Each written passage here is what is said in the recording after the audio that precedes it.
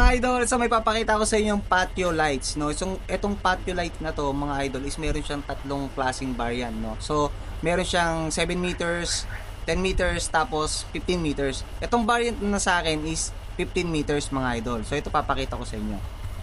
Yan yung itsura niya, mga idol. Oh, yan.